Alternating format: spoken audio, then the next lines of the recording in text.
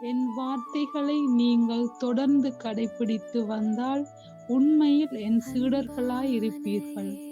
உண்மையை அறிந்தவர்களாயும் இருப்பீர்கள்.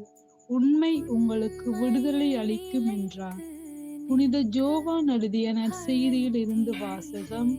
அதிகாரம் 8 திருவசனங்கள் 31 தொடக்கம் 32 வரை.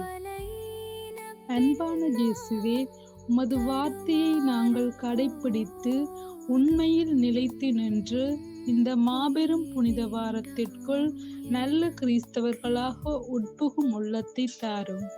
உண்மை விடுதலை தரும் என்ற நம்பிக்கையை ஆழப்படுத்தும். ஆமென்.